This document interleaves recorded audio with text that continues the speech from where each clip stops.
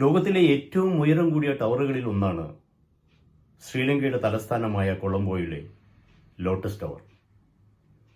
356 metre ഉയരവും 30,600 square ഫീറ്റുമുള്ള ഈ ദൃശ്യവിസ്മയത്തിൻ്റെ ഏറ്റവും വലിയ ആകർഷണീയത അതിൻ്റെ താമര ആകൃതിയിലുള്ള പോഡിയമാണ്.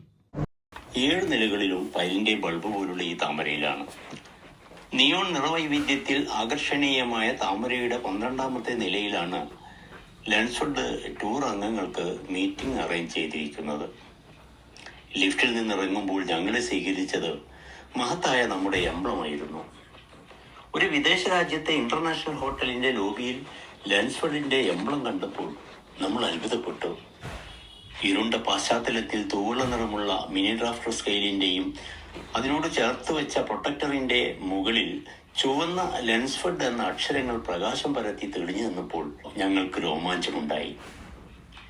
25 വർഷങ്ങൾക്ക് മുമ്പ് അത് ഡിസൈൻ ചെയ്ത് തയ്യാറാക്കിയ സമയത്ത് ഈ ഉള്ളവന് തോന്നിയ അതേ അഭിമാനബോധം. വളരെ തിരക്കേറിയ ശ്രീലങ്കയുടെ ലാൻഡ്മാർക്ക് എന്ന് വിശേഷിപ്പിക്കാവുന്ന ലോട്ടസ് ടവറിന്റെ 12ാമത്തെ നിലയിലെ ബാങ്കറ്റ് ഹാൾ വിജനമായി കിടക്കുന്നു. റൗണ്ട് ടേബിളുകളും കസേരകളും ഒക്കെ വളരെ ഭംഗിയായി അലങ്കരിച്ച് തയ്യാറാക്കി വെച്ചിരിക്കുന്നു. ഇത് ലൻസ്വുഡ് സന്ദർശകർക്ക് വേണ്ടി പ്രത്യേകം റിസർവ് ചെയ്തു വെച്ചതായിരുന്നു. സംഘടനാ ചരിത്രത്തിലെ ഏറ്റവും ഉയരത്തിൽ വെച്ച് സംഘടിപ്പിച്ച മീറ്റിംഗിന് തയ്യാറാക്കി വെച്ച ബാങ്കറ്റ് ഹാളായിരുന്നു അത്. നമ്മൾ മീറ്റിംഗ് ആരംഭിച്ചു. മീറ്റിംഗിന് സ്വതസിദ്ധമായ ശൈലിയിൽ സെക്രട്ടറി ജിതിൻ സുധാകൃഷ്ണൻ സ്വാഗതമോദി. പ്രസിഡന്റ് CS വിനോദ് കുമാറിന്റെ അധ്യക്ഷതയിൽ ട്രഷറർ ഗിരീഷും ടൂറിലെ മറ്റംഗങ്ങളും ടൂറിനെ കുറിച്ച് വളരെയധികം നല്ല രീതിയിൽ സംസാരിച്ചു. Sri Lankan airlines bus UL 166 November 1-ാം തീയതി വെള്ളിയാഴ്ച രാവിലെ 11:30 ലങ്കയിലെ ഭണ്ഡാരനായിക ഇന്റർനാഷണൽ എയർപോർട്ടിൽ ഇറങ്ങിയത് മുതലുള്ള അനുഭവങ്ങളായിരുന്നു എല്ലാവരും പങ്കുവച്ചത്. ഏതൊരു മനുഷ്യന്റെയും മനസ്സിൽ ഫസ്റ്റ് ഇംപ്രഷൻ ഉണ്ടാക്കാൻ അവന്റെ ഹൃദയത്തിലേക്ക് എത്തേണ്ട വഴി ആമാശയത്തിലൂടെയാണെന്ന് ടൂർ കണ്ടക്ട് ചെയ്ത E4 ഇവന്റിന്റെ സോണി മനസ്സിലാക്കിയിട്ടുണ്ട് എന്നത് നമുക്ക് ശരിക്കും മനസ്സിലായത് ഗുഡ്വുഡ് ഹോട്ടലിലെ ആദ്യ ഉച്ചഭക്ഷണത്തിൽ നിന്ന് തന്നെയാണ്. വളരെ നല്ല ഭക്ഷണമായിരുന്നു എന്നാണ് പൊതുവെ അഭിപ്രായം. ഭക്ഷണം കഴിച്ച് കാൻഡിയിലേക്കാണ് നമ്മുടെ ബസ് പോയിക്കൊണ്ടിരുന്നത്. കാൻഡി ലങ്കയിലെ പൈതൃക നഗരമാണ്. നിമ്നോന്നതമായ ചെറുകുന്നുകളാൽ ചുറ്റപ്പെട്ട മനോഹരമായ ഒരു താഴ്വരയടങ്ങിയ ഹിൽ സ്റ്റേഷനാണ് കാൻഡി. ഏതാണ്ട് ഇന്ത്യയിലെ മുന്നാറിൽ ഇറങ്ങിയ പ്രതീതി. വളരെ വളഞ്ഞു പോകുന്ന ഇടുങ്ങിയ റോഡുകളിൽ സദാ ട്രാഫിക് ബ്ലോക്കുകളാണ്. കൂനിമേൽ കുരു എന്ന പോലെ അതിശക്തമായ മഴയും പെയ്തു. ബസ് മെല്ലെ മെല്ലെയാണ് നീങ്ങുന്നത്. കറുപ്പും ബ്രൗണും പച്ചയും നിറത്തിലുള്ള ടുട്ടു എന്ന് പറയുന്ന ഓട്ടോറിക്ഷകൾ തലങ്ങും വിലങ്ങും ഊളിയിട്ട് ഓടി ബസ്സിന് തടസ്സം സൃഷ്ടിക്കുന്നുണ്ട്. അത് കണ്ടാൽ അന്തർദേശീയ തലത്തിൽ ഓട്ടോറിക്ഷക്കാർക്ക് ഒരേ സ്വഭാവമാണെന്ന് നമുക്ക് മനസ്സിലാകും. പൈതൃക നഗരമായതുകൊണ്ടാകാം അമ്പരചുംബികളായ കെട്ടിടങ്ങളൊന്നും അധികം കണ്ടില്ല. തുവാര, മതാല എന്നീ ജില്ലകളുടെയും ലങ്കയിലെ മധ്യപ്രവിശ്യകളുടെയും ആസ്ഥാനമാണ് കാൻഡി എന്ന ഈ നഗരം. പോർച്ചുഗീസ് ബ്രിട്ടീഷ് അധിനിവേശ കാലത്ത് സിംഹള രാജാക്കന്മാരുടെ തലസ്ഥാനം കാൻഡിയായിരുന്നു. തേയിലത്തോട്ടങ്ങളും ആർട്ടിഫിഷ്യൽ തടാകങ്ങളുമുള്ള ഈ നഗരം വിനോദസഞ്ചാരികളെ ആകർഷിക്കുന്ന ലങ്കൻ കേന്ദ്രങ്ങളിൽ ഒന്നാണ്. മറ്റൊരു പ്രധാന ആകർഷണീയത അവിടെയുള്ളത് ബുദ്ധമത വിശ്വാസികളുടെ പ്രധാന തീർത്ഥാടന കേന്ദ്രമാണ്. ഇവിടെയാണ് ശ്രീബുദ്ധന്റെ ദന്താവശിഷ്ടം സൂക്ഷിച്ചിരിക്കുന്ന ദളതമാലികാവ് ടെമ്പിൾ സ്ഥിതി ചെയ്യുന്നത്. ഈ വിശുദ്ധ മന്ദിരം വൈകുന്നേരം 5 മണിക്ക് സന്ദർശിക്കാമെന്നാണ് തീരുമാനിച്ചത്. എന്നാൽ കാൻഡിയിലെ ശക്തമായ മഴയും ട്രാഫിക് ബ്ലോക്കും കാരണം ക്ഷേത്ര സന്ദർശനം മാറ്റിവെക്കേണ്ടി വന്നു. 150 കിലോമീറ്റർ ബസ് യാത്ര സ്വാഭാവികമായും അരോചകമാകേണ്ടതായിരുന്നു. പക്ഷേ ബെഞ്ചമിനും അനിലും കാളിദാസ് അനിൽകുമാറും സാക്ഷാൽ സംസ്ഥാന ഉപാധ്യക്ഷൻ സുരേന്ദ്രനും കൂടെ ഉണ്ടാകുമ്പോൾ പിന്നെ എന്ത് വിരസത! പാട്ടും പറയലുമായി നിർദ്ദിഷ്ട ഹോട്ടലിൽ ഞങ്ങൾ അങ്ങനെ മെല്ലെ മെല്ലെ എത്തി. ഹോട്ടലും പരിസരവും കണ്ടപ്പോൾ അതുവരെയുണ്ടായിരുന്ന നെഗറ്റീവ് മൂഡ് പമ്പ കടന്നു. ശ്രീലങ്കയിലെ ഏറ്റവും പ്രശസ്തമായ 5 പഞ്ചനക്ഷത്ര ഹോട്ടലുകളിൽ ഒന്നായ ദി ഗ്രാൻഡ് കനേഡിയൻ ഹോട്ടലിലായിരുന്നു അന്നത്തെ താമസം. 100-ലധികം വിശാലമായ മുറികളും റൂഫ് ടോപ്പ് പൂളും സ്കൈ ലോഞ്ചുകളുമുള്ള ഹോട്ടലിൽ നിന്ന് നഗരത്തിന്റെ 360 ഡിഗ്രിയിലുള്ള വ്യൂ ലഭിക്കുമെന്ന് ടൂർ ഗൈഡായ ഡി ക്രൂസ് പറഞ്ഞു. വിശാലമായ റിസപ്ഷൻ ഏരിയയും മുറികളും അന്തർദേശീയ നിലവാരവുമുള്ള ബ്രേക്ക്ഫാസ്റ്റും ഏതൊരു ഗസ്റ്റിനും തൃപ്തി ഉണ്ടാക്കുന്ന വിധമായിരുന്നു. മാത്രമല്ല, കൂടെ കുറ്റമറ്റ ആകർഷകമായ ആതിഥ്യ മര്യാദയുള്ള ജോലിക്കാരും. എല്ലാം കൊണ്ടും ഗ്രാൻഡ് കനേഡിയൻ ഹോട്ടലിലെ താമസം ആസ്വാദ്യകരമായിരുന്നു. അതിനിടയ്ക്കാണ് സഹോദരൻ ജൂഡ്സൺ തന്റെ ഹെഡ്ഫോൺ നെടുമ്പാശ്ശേരി എയർപോർട്ടിനടുത്തുള്ള ഹോട്ടലിൽ വെച്ച് മറന്ന വിവരം പറയുന്നത്. ഞങ്ങൾ ജൂഡ്സനും അജിത് കുമാറും സംസ്ഥാന വൈസ് പ്രസിഡന്റ് ശ്രീ സുരേന്ദ്രനും അദ്ദേഹത്തിന്റെ വാഹനത്തിൽ 31-ാം തീയതി വൈകിട്ട് തന്നെ നെടുമ്പാശ്ശേരി എയർപോർട്ടിന്റെ അടുത്ത് എത്തിയിരുന്നു. അന്ന് അവിടെ തന്നെ അടുത്തുള്ള ഒരു ഹോട്ടലിലാണ് താമസിച്ചത്. ആ ഹോട്ടലിൽ വെച്ചാണ് ജോൺസൺ തന്റെ മകന്റെ വില കൂടിയ ഹെഡ്സെറ്റ് മറന്നുപോയത്. അദ്ദേഹം ഹോട്ടലിലേക്ക് ഒരു സന്ദേശം അയച്ചു. പിന്നെ ജൂഡ്സൺ അത് വിട്ടു. പിന്നെ അതിനെക്കുറിച്ചൊന്നും കേട്ടിരുന്നില്ല. പിറ്റേ ദിവസം 2-ാം തീയതി രാവിലെ ഗ്രാൻഡ് കനേഡിയൻ ഹോട്ടലിലെ ആസ്വാദ്യകരമായ ബ്രേക്ക്ഫാസ്റ്റ് കഴിച്ച് 10:30 നേരെ ദളതമാലിക ക്ഷേത്ര സമുച്ചയത്തിലേക്ക് നമ്മൾ യാത്ര തിരിച്ചു. 10 മിനിറ്റിനുള്ളിൽ തന്നെ ലോക ബുദ്ധമത വിശ്വാസികളുടെ വിശുദ്ധ ഗേഹത്തിന്റെ തിരുമുറ്റത്തെത്തി. ക്ഷേത്ര പരിസരത്ത് തിരുമുൽക്കാഴ്ചക്കായി സമർപ്പിക്കുന്ന താമരപ്പൂക്കളുടെ വിൽപ്പന നടക്കുന്നു. താമരക്ക് പുറമെ വിവിധ ഇനം പൂക്കളുമുണ്ട്. ഒരു താളത്തിൽ താമര മാത്രം വാങ്ങിക്കുന്നവരും വിവിധ പൂക്കൾ നിരത്തി വെച്ചുകൊണ്ടുള്ള താമര വാങ്ങി ഭക്തി ആദരപൂർവ്വം കാത്തു നിൽക്കുന്നവരെയും കാണാനായി. വിവിധ ഭാവത്തിലുള്ള ബുദ്ധ വിഗ്രഹങ്ങളാൽ സമൃദ്ധമാണ് മലഗോ പരിസരം. അവിടെ ഫോട്ടോയും വീഡിയോയും അനുവദിക്കുന്നുണ്ട്. എന്നാൽ പ്രധാന വിഗ്രഹത്തിനടുത്ത് സെൽഫി എടുക്കാൻ അനുവാദമില്ല. വിഗ്രഹത്തിന് അഭിമുഖമായി നിൽക്കാമെന്നല്ലാതെ പിന്തിരിഞ്ഞു നിൽക്കാൻ പാടില്ല. നമ്മുടെ സെക്രട്ടറി ജിതിൻ സുധാകൃഷ്ണൻ ഭക്തിയാദരപൂർവ്വം ഇരുന്ന് പ്രാർത്ഥിക്കുന്നുണ്ടായിരുന്നു. ജിതിൻ ഒരു നല്ല ഫോട്ടോഗ്രാഫറാണെന്ന് അദ്ദേഹം എനിക്ക് അയച്ചു തന്ന എന്റെ ഫോട്ടോ കണ്ടപ്പോൾ എനിക്ക് മനസ്സിലായി. ലോകപ്രശസ്തമായ ഈ ബുദ്ധ ക്ഷേത്രത്തിലെത്തിയപ്പോഴാണ് ബുദ്ധമതത്തെക്കുറിച്ച് ഞാൻ ആലോചിച്ചത്. ശ്രീബുദ്ധനെ ദൈവമായി ആരാധിക്കുന്നവരും ജ്ഞാനോദയം ലഭിച്ച മനുഷ്യവ്യക്തിയായി പരിഗണിക്കുന്നവരും ബുദ്ധമതത്തിലുണ്ട്. ക്രിസ്തുവിന് മുമ്പ് 3-ാം നൂറ്റാണ്ടിൽ മഹാനായ അശോക ചക്രവർത്തി ബുദ്ധമതത്തിന്റെ പ്രചരണം ഏറ്റെടുക്കുന്നതിന് മുമ്പ് താരതമ്യേന ചെറിയ ഒരു വിഭാഗമായിരുന്നു ബുദ്ധമതാനുയായികൾ. ബുദ്ധമത സന്ദേശങ്ങൾ ക്രോഡീകരിച്ച് ഒരു മതമായി രൂപാന്തരപ്പെടുന്നതിന് കാരണമായത് ചില ആലോചനാ സമിതികളായിരുന്നു. ക്രിസ്തുവിന് മുമ്പ് 5-ാം നൂറ്റാണ്ടിൽ മഗധ ചക്രവർത്തിയായിരുന്ന അജാതശത്രുവിന്റെ ആഭിമുഖ്യത്തിൽ മഹാകശ്യപൻ എന്ന സന്യാസിയുടെ അധ്യക്ഷതയിൽ 1-ാമത്തെ ആലോചനാ സമിതി നടന്നു. ശ്രീബുദ്ധന്റെ ശിഷ്യരിൽ പ്രമുഖനായിരുന്ന ആനന്ദനാണ് ആ ആലോചന സമിതിയിൽ ശ്രീബുദ്ധന്റെ പ്രബോധനങ്ങൾ ഉരുവിട്ടതും സുത്തപീഠകം ക്രോഡീകരിച്ചതും. ഈ 1-ാം കാര്യാലോചന സമിതിയാണ് ശ്രീബുദ്ധനെ ദൈവമായി പരിഗണിച്ചത് എന്നാണ് അനുമാനിക്കേണ്ടത്. എന്നാൽ ക്രിസ്തുവിന് മുമ്പ് 383-ൽ അതേ നൂറ്റാണ്ടിൽ തന്നെ 2-ാം ബുദ്ധകാര്യ ആലോചന സമിതി വൈശാലിയിൽ വെച്ച് ചേരുകയുണ്ടായി. ബുദ്ധമതത്തിലെ പാരമ്പര്യവാദികളും പുരോഗമനവാദികളും തമ്മിലുണ്ടായിരുന്ന തർക്കങ്ങളെ തുടർന്ന് അശോക ചക്രവർത്തിയാണ് ഈ സമിതി വിളിച്ചു ചേർത്തത്. ഈ സമിതി ശ്രീബുദ്ധന് ജ്ഞാനോദയം ലഭിച്ച ഒരു മനുഷ്യ വ്യക്തിയായാണ് പിന്നീട് പരിഗണിച്ചത്. ഏതായാലും ഇന്ത്യയിൽ നിന്ന് ഉത്ഭവിച്ച ഒരു മതവും ലോകത്തെ 3-ാമത്തെ ഏറ്റവും വലിയ ജനകീയ മതമായി വളർന്നതിൽ നമുക്ക് തീർച്ചയായും അഭിമാനിക്കാം. ശ്രീബുദ്ധന്റെ കാലടിപ്പാടുകളും പല്ലും സൂക്ഷിച്ചിരിക്കുന്ന ദളത് മലേഗോ ശ്രീലങ്കയിലെ വളരെ പ്രധാനപ്പെട്ട ഒരു സന്ദർശക ആകർഷക കേന്ദ്രമാണ്. മന്ദിരത്തിനുള്ളിൽ വിവിധ ഭാവത്തിലും രൂപത്തിലും വലിപ്പത്തിലുമുള്ള അനേകം വിഗ്രഹങ്ങൾ പ്രദർശിപ്പിച്ചിട്ടുണ്ട്. ദന്താവശിഷ്ടം സൂക്ഷിച്ചിരിക്കുന്ന ശ്രീകോവിലിന്റെ നട തുറക്കുന്നതും കാത്ത് ഭക്തന്മാർ പൂ നിറച്ച താലവുമായി കാത്തു നിൽക്കുന്നത് കാണാം. അതോടൊപ്പം തന്നെ ഈ മലേഗാവിന്റെ ഇടനാഴികളിലുമൊക്കെ ബുദ്ധ ഭക്തജനങ്ങൾ ഇരുന്ന് ധ്യാനമനുഷ്ഠിക്കുന്നത് കാണാം.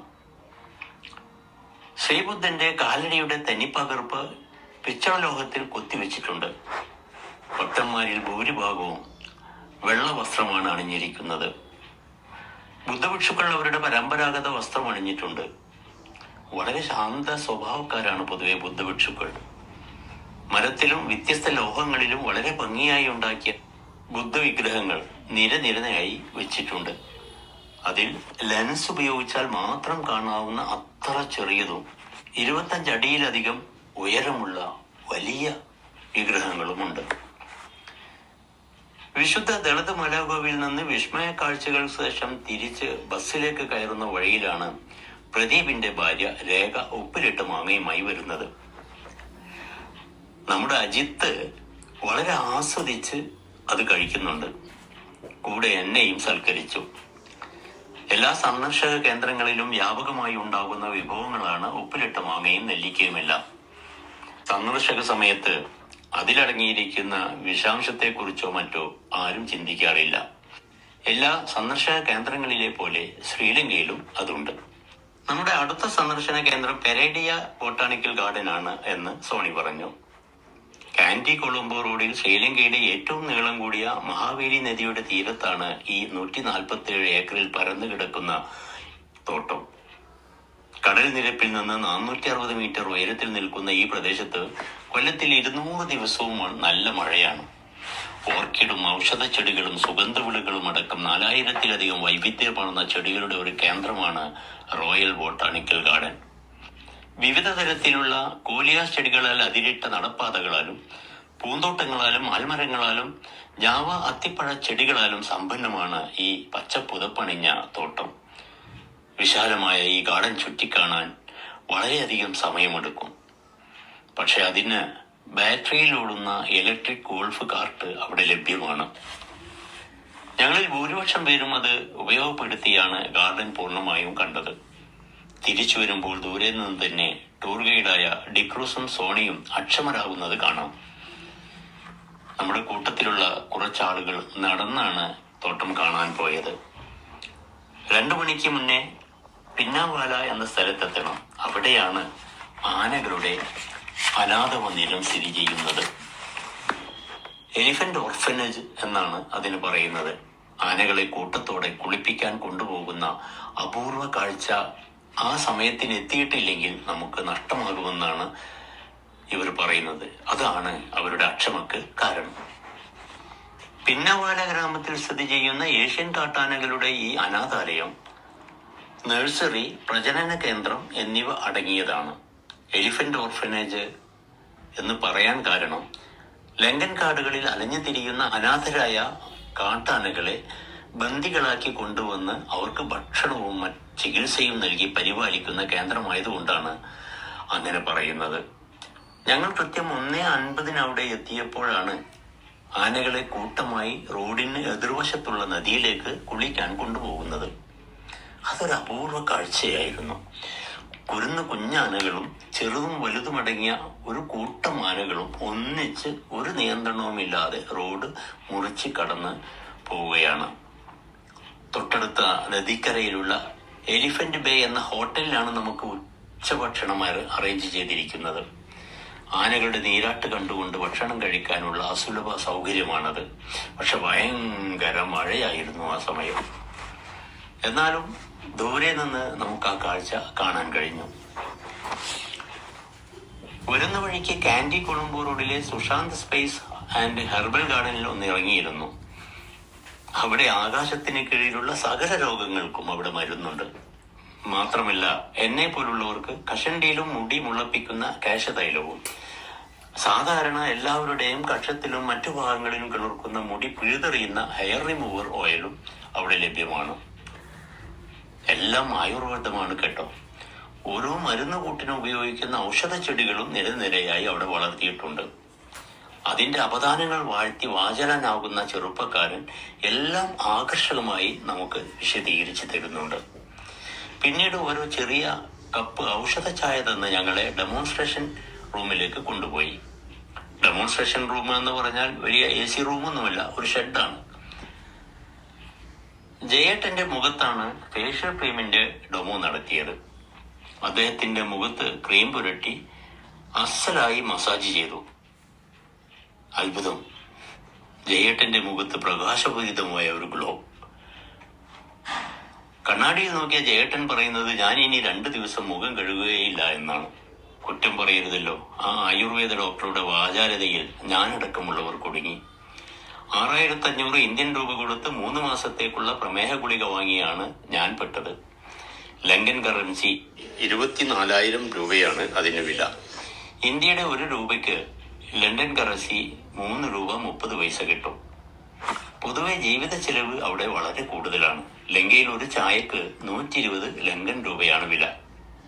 60 ദിവസം കൊണ്ട് കുടവയർ കുറക്കുന്ന മരുന്നും വെരിക്കോസ് വെയിനുള്ള തൈലവും കാലിൽ പുരട്ടിയാൽ തലവേദന മാറുന്ന ബാമും പലരും വലിയ വില കൊടുത്ത് വാങ്ങി. ലങ്കൻ ടൂറിൽ പിന്നീടും ഓർമ്മിച്ച് ചിരിക്കാനുള്ള ഇത്തരം അനുഭവങ്ങൾ അനേകമുണ്ടായിരുന്നു. വളരെ പ്രധാനപ്പെട്ട മറ്റൊരു എക്സ്പീരിയൻസ് ആയിരുന്നു ഗോ കാർട്ടിംഗ്. എന്താണ് ഗോ കാർട്ടിംഗ് അറിയാമല്ലോ, ലോകത്തെല്ലാ സ്ഥലത്തുമുള്ളതാണല്ലോ ഗോ കാർട്ടിംഗ്, കാറോട്ട മത്സരം. അത് പക്ഷെ സാധാരണ യങ്സ്റ്റേഴ്സ് ആണ് ഓടിക്കാറുള്ളത്. അത് അടുത്ത ദിവസം പോകാമെന്ന് പറഞ്ഞ സോണി ഇനി 2 ദിവസം രാത്രി താമസിക്കുന്ന ലങ്കയിലെ പ്രസിദ്ധ സ്റ്റാർ ഹോട്ടലായ ഗ്രാൻഡ് ഹോട്ടലിന്റെ വിശദീകരണത്തിന് വേണ്ടി മൈക്കെടുത്തു. ഐറ്റിനറി പ്രകാരം ഹോട്ടൽ തിലക, ഹോട്ടൽ ടോപ്പാസ് എന്നിങ്ങനെയുള്ള 3 സ്റ്റാർ ഹോട്ടലുകളിലാണ് നമ്മൾ താമസിക്കേണ്ടത്. പക്ഷേ ലങ്കയിൽ എത്തിയപ്പോഴാണ് പ്രസിദ്ധമായ വലിയ ഹോട്ടലിൽ താമസമൊരുക്കിയത്. സോണി മൈക്കെടുക്കാൻ കാരണം, നമ്മൾ പോകുന്ന ഹോട്ടൽ ഒരു ഹൈടെക് ഹോട്ടലാണ്, ടോയ്ലറ്റുകളെല്ലാം ഹൈടെക് ആണ് എന്ന് പറയുവാനാണ്. ഫുള്ളി ഓട്ടോമേറ്റഡ് ആണ് ടോയ്ലറ്റുകൾ. അത്തരം ടോയ്ലറ്റുകൾ ഉപയോഗിക്കുമ്പോൾ ശ്രദ്ധിക്കേണ്ട കാര്യങ്ങളെക്കുറിച്ചാണ് സോണി പ്രധാനമായും പറഞ്ഞത്. സോണിയുടെ വിശദീകരണം കേട്ടതുകൊണ്ട് തന്നെ ഹോട്ടലിലെത്തിയ മിക്കവരും ആദ്യം പോയത് ടോയ്ലറ്റിലേക്കാണ്. ടോട്ടോ ഇന്ത്യ എന്ന ബ്രാൻഡിന്റെ വാസ്ലെറ്റ് സ്മാർട്ട് കമോഡാണ് ഫിറ്റ് ചെയ്തിരിക്കുന്നത്.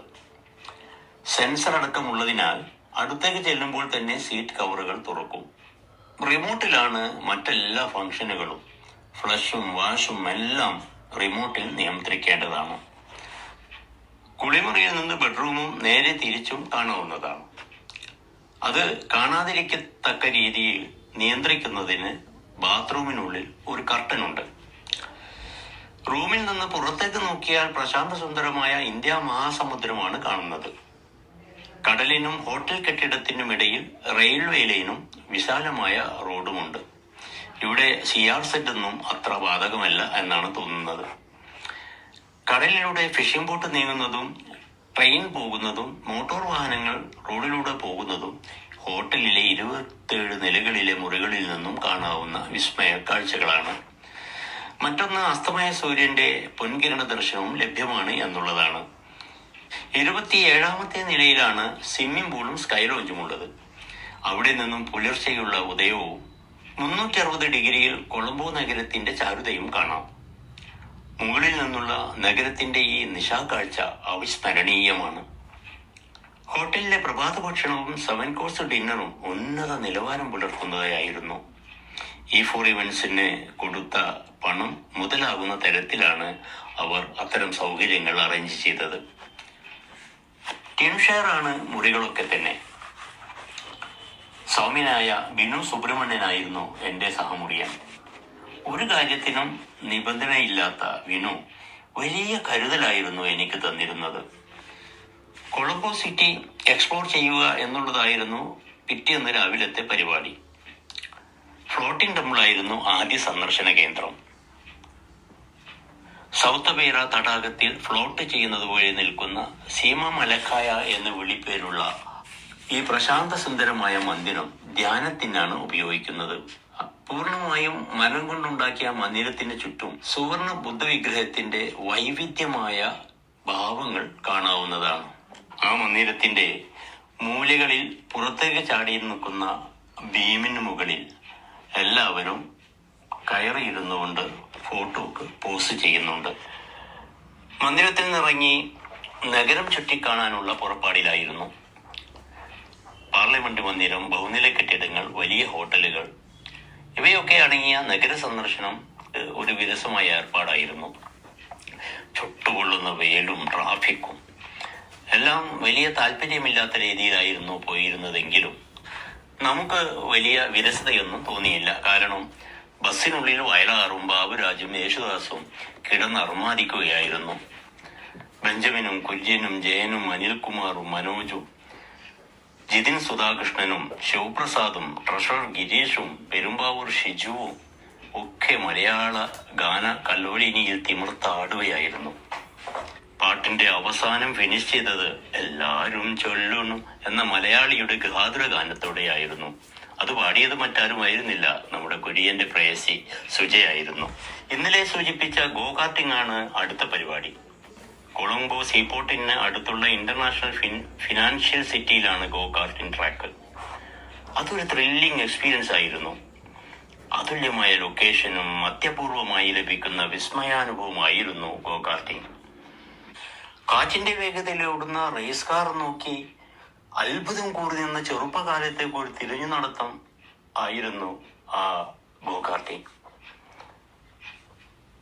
റേസ് കാറിന്റെ ഒരു മിനിയേച്ചർ, റേസ് കാർ തന്നെ ഒരു മിനിയേച്ചർ ആണെന്ന് മാത്രം. ഇടത് കാലിൽ ബ്രേക്കും വലത് കാലിൽ ആക്സിലേറ്ററും. വളരെ ലളിതം. ഹെൽമറ്റും ഗ്ലൗസും ഷൂസും ധരിച്ച് ജീവനക്കാർ തരുന്ന നിർദ്ദേശങ്ങൾക്കനുസരിച്ച് ഓടിച്ച വളരെ സിമ്പിൾ. ഇരുഭാഗത്തും ബഹുവർണ്ണ ടയറുകളിൽ അതിരിട്ട ട്രാക്കിലൂടെ ഓടിക്കുക. 10 മിനിറ്റാണ് സമയം. സോണി ആരെയും വെറുതെ വിട്ടില്ല. ഗ്രൂപ്പിലെ സഹോദരിമാരടക്കം എല്ലാവരും ഒരു അപകടം ഉണ്ടാവുകയില്ല എന്ന സോണിയുടെ ഉറപ്പിന്മേൽ കാർ ഓടിച്ചു. എന്ത് പ്രയാസമുണ്ടായാലും വണ്ടി നിർത്തി ഇരുവൈകളും പൊക്കിയാൽ ഉടനെ ആളെത്തും. അതാണ് തീരുമാനം. രണ്ടാമത്തെ റൗണ്ടിൽ തന്നെ നമ്മുടെ പ്രസിഡന്റിന്റെ കൈ വരുന്നാണ് കണ്ടത്. അദ്ദേഹത്തിന്റെ വാഹനം ഓഫായി പോയി. ഉടനെ ജീവനക്കാർ പുതിയൊരെണ്ണം എത്തിച്ചു കൊടുത്തു. നമ്മുടെ വിജോ മുരളി എല്ലാം ക്യാമറയിലാക്കുന്നുണ്ടായിരുന്നു. ടൂറിലുടനീളമുള്ള അദ്ദേഹത്തിന്റെ കഠിന പ്രയത്നമാണ് ഈ ട്യൂബ് തയ്യാറാക്കാൻ പോലും എന്നെ സഹായിച്ചത്. ഗോ കാർട്ട് അനുഭവിച്ചു തന്നെ അറിയണം. സോണി ഉറപ്പു തന്ന അപകടരഹിത കാർട്ടിംഗ് അഡ്വഞ്ചർ കഴിഞ്ഞ് കാർട്ടിംഗ് സ്റ്റേഷന് പുറത്ത് കടന്നപ്പോഴാണ് സ്റ്റേഷന് പിന്നിൽ സ്റ്റാർട്ടിങ്ങിൽ നിർത്തിയിട്ട ആംബുലൻസ് കണ്ടത്. അത് കണ്ണുറുക്കി ചിരിക്കുന്നുണ്ടായിരുന്നു. വൈകുന്നേരത്തെ ചായ അറേഞ്ച് ചെയ്തത് കൊളംബോയിലെ പ്രശസ്തമായ രത്ന വ്യാപാര കേന്ദ്രത്തിലായിരുന്നു. അത്ഭുതപ്പെടേണ്ട, എന്തുകൊണ്ടാണ് രത്ന വ്യാപാര കേന്ദ്രത്തിൽ ചായ അറേഞ്ച് ചെയ്തതെന്ന്. ഇത്തരം ടൂറുകളിലൊക്കെ ഇതൊക്കെ സാധാരണമാണ്. യുവർ ലക്കി ബർത്ത് സ്റ്റോൺ എന്ന് പറഞ്ഞ് ഓരോ മാസവും ജനിച്ചവർക്കുള്ള പ്രത്യേക രത്നങ്ങളെ കുറിച്ച് ബ്രോഷറുകൾ അവിടെ പ്രദർശിപ്പിച്ചിട്ടുണ്ട്. ജനുവരിയിലാണ് നിങ്ങൾ ജനിച്ചതെങ്കിൽ ഗാർനെറ്റ് എന്ന രത്നമാണ് വാങ്ങേണ്ടത്, അല്ലെങ്കിൽ സ്പൈനൽ എന്ന രത്നം. ഫെബ്രുവരിയിലാണെങ്കിലോ അമേത്തിസ്റ്റ്, ജൂലൈയിൽ റൂബി, സെപ്റ്റംബറിൽ സൊഫയ എന്നിങ്ങനെ പലതരത്തിലുള്ള രത്നങ്ങളാണ് ഓരോ മാസത്തിൽ ജനിച്ചവർക്കും വേണ്ടത്. ഐശ്വര്യം ലഭിക്കുമെന്നാണ് അതിന് പറയുന്നത്. പലരും 10,000 കൊടുത്ത് ഐശ്വര്യദായക രത്നങ്ങൾ വാങ്ങി. അത് തന്നെയായിരുന്നു രത്ന വ്യാപാര കേന്ദ്രത്തിൽ ചായ ഏർപ്പാട് ചെയ്തതിന്റെ യുക്തിയും. തുടർന്ന് നമുക്ക് പ്രതീക്ഷിച്ചിരിക്കുന്ന ഗാല ഡിന്നറിന് നേരെ ലോട്ടസ് ടവറിലേക്കാണ് പോകേണ്ടിയിരുന്നത്. പക്ഷേ നഗര സന്ദർശനവും ഗോ കാർട്ടിങ്ങും ഒക്കെ കഴിഞ്ഞ് ക്ഷീണിതരായ നമുക്കൊക്കെ ഒന്ന് ഡ്രസ്സ് മാറിയാൽ തരക്കേടില്ല എന്ന് തോന്നിയിരുന്നു. ശ്രീമതി സുജയുടെ അഭ്യർത്ഥന മാനിച്ച് ഡ്രസ്സ് ചെയ്യുന്നതിനും ഒന്ന് ഫ്രഷ് ആവുന്നതിനും ഹോട്ടലിലേക്ക് പോകാമെന്ന് തീരുമാനിച്ചു. അങ്ങനെയാണ് നമ്മുടെ സോണി. സഹയാത്രികളുടെ ഏത് അഭ്യർത്ഥനയും അദ്ദേഹം മാനിക്കും. ഹോട്ടലിൽ പോയി 10 മിനിറ്റിനുള്ളിൽ തിരിച്ചു വരണമെന്ന നിർദ്ദേശത്തോടെ എല്ലാവരും ഹോട്ടലിലേക്ക് പോയി. മിക്കവാറും 10 മിനിറ്റിൽ തന്നെ എല്ലാവരും തിരിച്ചെത്തി. പക്ഷെ ഞാൻ അല്പം താമസിച്ചു പോയി. കാരണം അന്നത്തെ മധ്യാഹ്ന പ്രാർത്ഥനയും വൈകുന്നേരത്തെ അസർ നമസ്കാരവും ഒന്നിച്ച് നമസ്കരിക്കാനുണ്ടായിരുന്നു. യാത്രയിലുടനീളം പല നമസ്കാരങ്ങളും ബസ്സിൽ വെച്ചായിരുന്നു നമസ്കരിച്ചിരുന്നത്. സഹയാത്രികൾ എല്ലാം കൊണ്ടും സഹകരിക്കുന്നവരായതുകൊണ്ട് അതിനൊന്നും ഒരു പ്രയാസവും ഉണ്ടായിരുന്നില്ല. ഗാല ഡിന്നർ അറേഞ്ച് ചെയ്തത് ലോട്ടസ് ടവറിലാണ് എന്ന് നേരത്തെ സൂചിപ്പിച്ചുവല്ലോ. ഗാല ഡിന്നറിനോടൊപ്പം തന്നെയായിരുന്നു നമ്മുടെ മീറ്റിങ്ങും. ഗാല ഡിന്നർ എന്ന് പറഞ്ഞാൽ അത് ഒരു സോഷ്യൽ ഗെറ്റ് ടുഗദറാണ്. ഒരു പ്രത്യേക സന്ദർഭം ആഘോഷിക്കുന്നതിനോ ഒരു വലിയ ലക്ഷ്യത്തിനുമായി ആശയം വിനിമയം നടത്തുന്നതിനോ വേണ്ടിയാണ് ഇത്തരം ഡിന്നറുകൾ സംഘടിപ്പിക്കുന്നത്. അത് മൾട്ടി കോഴ്സ് ഭക്ഷണം ഉണ്ടാകും, അതിൽ പ്രസംഗങ്ങളുണ്ടാകും, സംഗീതവും നൃത്തങ്ങളും ഉണ്ടാകും, ഒരു പ്രത്യേക ഡ്രസ് കോഡും ഉണ്ടാകും. സാധാരണയായി ബ്ലാക്ക് ടൈ അടങ്ങുന്ന ഔപചാരിക വസ്ത്രങ്ങളാണ് പങ്കെടുക്കുന്നവർ ധരിക്കേണ്ടത്. ഞങ്ങൾ പക്ഷേ കാഷ്വൽ ഡ്രസ്സിലായിരുന്നു. പലരും ബർമുടയും ടീഷർട്ടും ആയിരുന്നു ധരിച്ചിരുന്നത്. ശ്രീലങ്കൻ പെൺകുട്ടികളുടെ ആകർഷണീയമായ ഫ്ലിക്കാട്ട് ഡാൻസും അതോടൊപ്പം നമ്മുടെ ടൂർ അംഗങ്ങളുടെ സംഘനൃത്തവും ഉണ്ടായിരുന്നു. ജോൺസനും ജയേട്ടനും ജിതിനും വിനോദും ഒക്കെ പാശ്ചാത്തല സംഗീതത്തിനനുസരിച്ച് ചുവടുവെച്ചത് പരിപാടിക്ക് കൊഴുപ്പ് കൂട്ടി. കുര്യനും കൂട്ടുകാരിയും പ്രദീപും അദ്ദേഹത്തിന്റെ പ്രേയസിയും പാശ്ചാത്തല സംഗീതത്തിനനുസരിച്ച് നൃത്തമാടിയതും ആകർഷണീയമായി. രാത്രി 11 മണിക്ക് ഹോട്ടലിലേക്ക് തിരിച്ചു പോകുമ്പോൾ രാവിലെ 3:30 മണിക്ക് ഹോട്ടൽ റിസപ്ഷനിൽ തിരിച്ചെത്തണമെന്ന സോണിയുടെ കഠിന നിർദ്ദേശം കുറച്ച് പ്രയാസമുണ്ടാക്കി. രാവിലെ 8 മണിക്കാണ് എയർബസ് A320 ശ്രീലങ്കയിൽ നിന്ന് കൊച്ചിയിലേക്ക് പുറപ്പെടുന്നത്. 8 മണിക്ക് പുറപ്പെടുന്ന ഫ്ലൈറ്റിന് 3 മണിക്കൂർ മുമ്പേ എയർപോർട്ടിലെത്തണമെന്നത് ഇന്റർനാഷണൽ നിയമമാണല്ലോ. എങ്കിലും എല്ലാം മറന്ന കുറച്ച് ദിവസങ്ങൾ ടെൻഷനും തിരക്കുകളുമൊക്കെ നാട്ടിലുപേക്ഷിച്ച് മനസ്സിനിണങ്ങിയ കുറേ സഹപ്രവർത്തകരുടെ കൂടെ കുറേ ദിവസങ്ങൾ സന്തോഷകരമായി ചെലവഴിച്ചതിൻ്റെ നന്ദി വാക്കുകൾക്ക് അതീതമാണ്. അതിന് സാഹചര്യമൊരുക്കിയ നമ്മുടെ പ്രസിഡന്റ് CS വിനോദ് കുമാറും സെക്രട്ടറി ജിതിൻ സുധാകൃഷ്ണനും എല്ലാറ്റിലുമുപരി ടൂർ കോർഡിനേറ്ററായ ട്രഷറർ ഗിരീഷ് കുമാറും അഭിനന്ദനങ്ങൾ അറിയിക്കുന്നു. അഭിനന്ദനങ്ങൾ. അവർക്ക് ഈ മുതിർന്ന സഹപ്രവർത്തകൻ്റെ ഒരു ബിഗ് സല്യൂട്ട്.